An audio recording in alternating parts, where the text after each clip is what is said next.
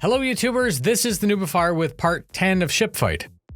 Shipfight is a series aimed to identify the pros and cons between two ships in a seemingly similar role and price range.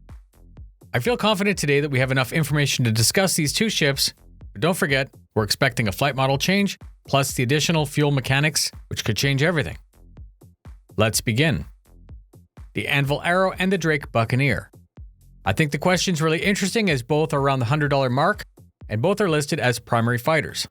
The Drake Buccaneer's been flight ready for a couple years, and we've had some trigger time to see what it's all about.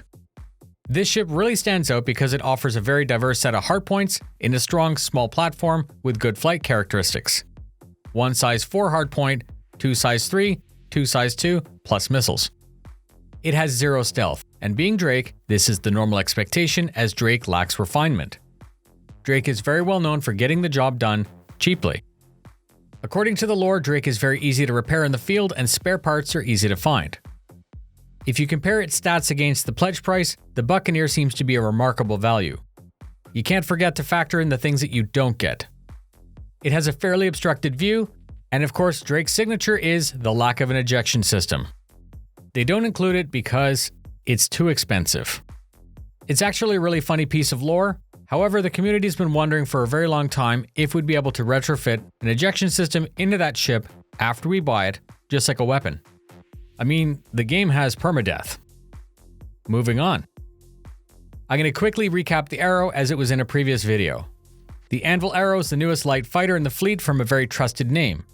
Based on the lore, concept literature, and stats, it's a very quick and agile light fighter with a good cockpit view. It mounts two size 3s and a remote turret with two size 1s. That turret can be substituted for a third size 3. The Arrow really simplifies the loadout selection compared to the Buccaneer as you only need to choose 3 identical weapons to get 1 point of aim.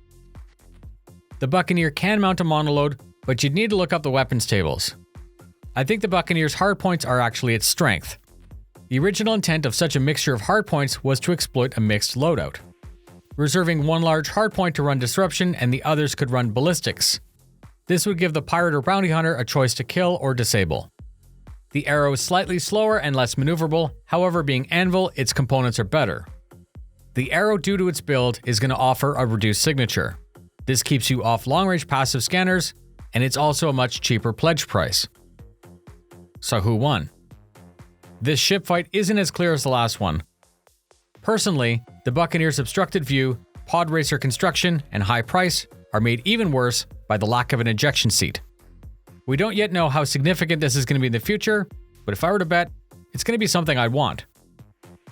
Thanks very much for spending your time with me. Please stay tuned for more. I'm going to be aggressively covering fighters in combat once 3.5 is out, and we get some trigger time and check out the new behavior. Fly safe, and I'll see you in the verse.